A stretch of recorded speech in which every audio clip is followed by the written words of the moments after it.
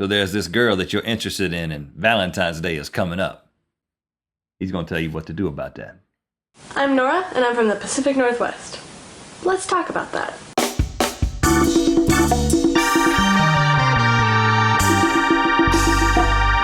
Good mythical morning. Today's episode is brought to you by Smule, creator of all kinds of musical applications for your iPhone and iPad, like Songify. This is the official Gregory Brothers app where you talk into it and it transforms it into an amazing song. Let's demonstrate. Good mythical morning. Moving at the speed of conversation. Watch it every day. Peace out. Peace out. Yeah, that's like a rap terminology. Good mythical morning. Moving at the speed of conversation. Watch it every day. Moving at the speed of conversation. Watch it every day. Good mythical morning. Peace out. He said peace out. We could even make that at the end. That was good. Yeah, it does it. It does all the work for you. Thanks for joining us today. It's time for another episode of Link's Golden Advice for Single Guys. I'm Link. You're like the announcer for the segment. Yes, you know, there are lots of guys out there. Many of them are single, and they have interests. And one of those interests is becoming unsingle. And there's a man with a sweater and a tie. The sweater has his initials on it, if you didn't know, Charles Lincoln Neal. And he's going to give you some advice. Specifically, Matt Farquhar. Link. I don't know if Matt talks like this, but I talk like this. Go with it. Link, as Valentine's Day is coming up, I need advice on what to do as I like this girl. I like the way he frames his question. As I like this girl. What do you do as you like her? So it's when you're in the process of liking her, Matt, you want to know what you do. Yeah, Valentine's Day. Oh, the alarms are sounding. It's like, I think we're less than 2 weeks away, and I'm actually going to give advice that leverages the fact that it's not the day before Valentine's Day. So hopefully you're watching this with plenty of lead time. Prep time, okay. I like it. I mean, Valentine's Day represents a lot of pressure for people who are already unsingleized. You know, it's just, there's always that pressure of, what do I do for my girlfriend? Even as a married man now, who is completely and utterly and ultimately unsingleized, there's still that pressure of, and it's like what do I do? It's a fake holiday created by the card companies, but you still are victim to it, because if you say, I don't celebrate Valentine's Day because it was created by Hallmark, your wife's going to be like, really? Really? This is an opportunity to love me. This is an opportunity to show me how much you care, and you're going to take some stand. Forget it, fellas. It's Valentine's Day. Step up to the plate. Sorry, I'll let Link. I'm passionate about this. Yeah. Sorry. Take some deep cleansing breaths, Rhett. Got it. But if you are single, you see this time as an opportunity, okay? Valentine's Day is coming up. I'm going to give some advice that leading up to Valentine's Day will drastically increase the chances of, on that day, you will be becoming unsingleized. Are you guaranteeing it? I'm all but guaranteeing that this system will work. What kind of chances? This is like a 90% chance of satisfaction? 99.2. Wow. So do whatever it is he's about to say. Ladies love attention. They love to be given attention. They love intrigue. Yep. They love mystery. Wow. Yeah, they do. My advice rolls all these things into one. And it also makes the card companies happy because, as you said, They invented the holiday.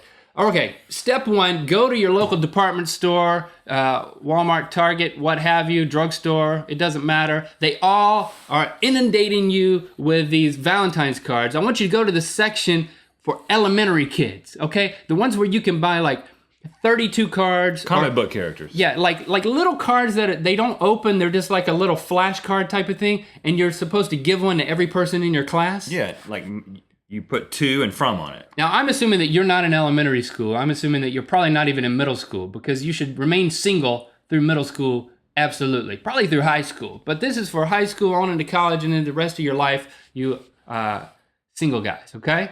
I want you to go and buy these, and I want you to take them and devote all of them, one a day, to the girl that you admire and that you want to become your girlfriend. This is like a long-term plan. You are going to become her secret admirer. Oh, that sounds like a stalker. Can we call that something else? Well, I didn't call it stalker. Secret admirer doesn't sound like stalker. Secret stalker sounds like stalker. It's 2012, man. I mean, secret admirer sounds like stalker. Okay, so we need to wade in these waters gently and cautiously. So I'll take you through it. Step 1, you've completed. You've bought the cards. And on the first card, you're going to write. And I'm taking into account your stalker thing now. Okay, good. You're going to write, you have a secret admirer. Who's not a stalker? Me. In parentheses, put that out. You can put, and I'm not a stalker. I'm just me. Okay? You probably shouldn't even bring up the imagery of stalker at all. You were probably right to begin with. I'm sorry. Okay. Apology accepted. You give her that card. But don't hand it to her because then she'll know who you are. That's key. That's stupid. You gotta plan it somewhere. Like slide it through the vent in the locker, okay? Mm-hmm. Don't try to slide it in her back pocket or her purse. That would be like a stalker. The old reverse pickpocket. Yeah. Don't do that. Like slide it there. And then the next day, you're giving her the second card. In a different way or the same way? I'll get to that. But the most important thing is you got to make sure you write something on it. Mm-hmm. You're going to write, and I've been through this before, people, you're going to write a compliment, which at least fit over the course of this whole secret admirer bit that I'm giving you, no more than half of the compliments you write on the cards should be about her physical appearance. So, in the first one, you might write, I like your smile. Signed, secret admirer, me, and possibly not a stalker. Can you talk about her boots? As long as you spell it correctly. Boots.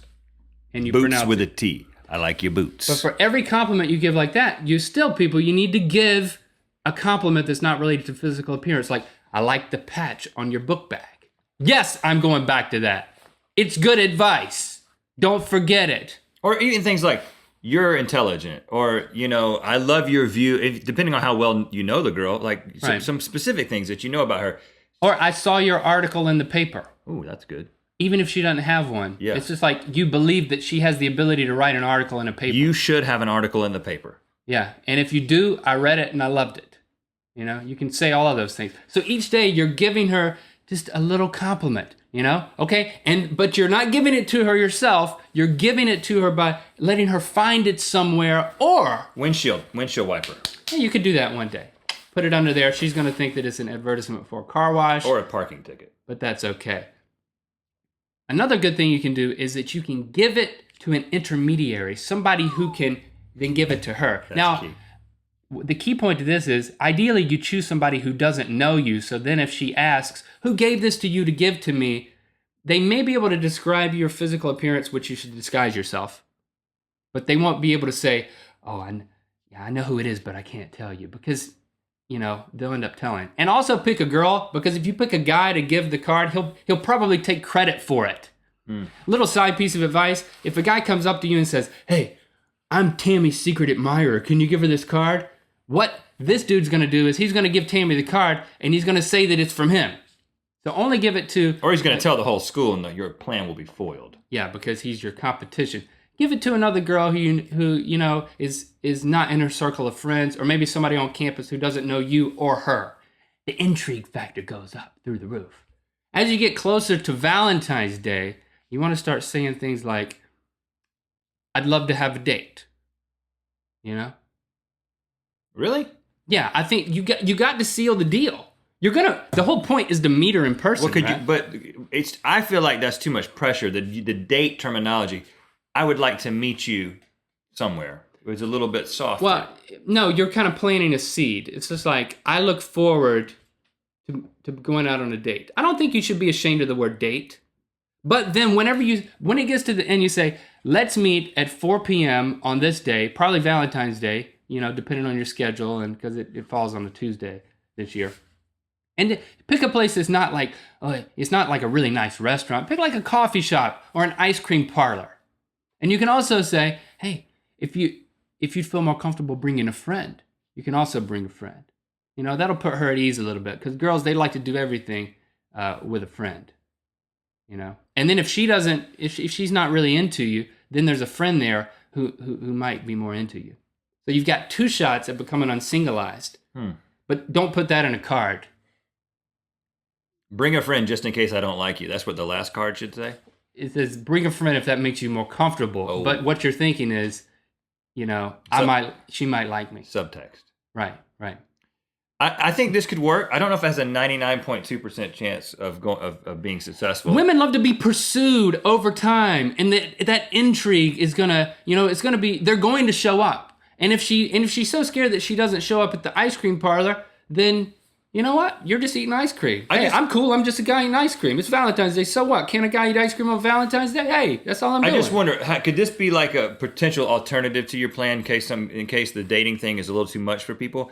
They could say, how about on the last day, on Valentine's Day, when placing the card, you intentionally set up to get caught in the act. But be ready to say something. Be ready to be like, oh, hey, Amanda, you caught me. Well, so she's going to think that here's your Valentine's card, and then you just begin a normal conversation. She might think that you're hapless at that point. It's like the guy can't even hide a card. Girls think that's cute. They like that kind of thing. So I will condone his advice as long as you kind of make it obvious that you wanted to be found. You say, I meant to do that, by the way. Yeah. I meant to do that always goes a long way. All right. Yeah. Somebody try this and then report back and tell Link how it went. Matt, actually, you should try it. Good luck, Matt. Never go the unsingleized guy. No. To be unsingleized. The terminology is even confusing to me. Yeah. I'm excited about this. Hopefully, we're not turning several of you guys into stalkers out there. Now go and be golden, people. You can do it, guys. You can do it. Just buy the cards. Just fill them out before you know what is happening. Automatic pilot at that point. Rhett thanks Teresa for watching in a radio voice. First of all, okay, Rhett thanks Teresa for watching in a radio voice. We don't know who Teresa is. This is like for all the Teresas. If you're Teresa, just let this be personal, Teresa. It's funny that it's on a day that I've already been using the golden voice. Kind of funny. Teresa, you didn't have to join us today, but you chose to. You could have done one of a number of things. You could have caught a man that was attempting to stalk you with Valentine's cards by putting them into your locker or on your windshield. But instead of doing that, you made a conscious decision to join us today on Good Mythical Morning. And for that, Teresa, we are grateful. That made me feel weird. Moving at the speed of conversation, watch it every day. Good Mythical Morning, peace out.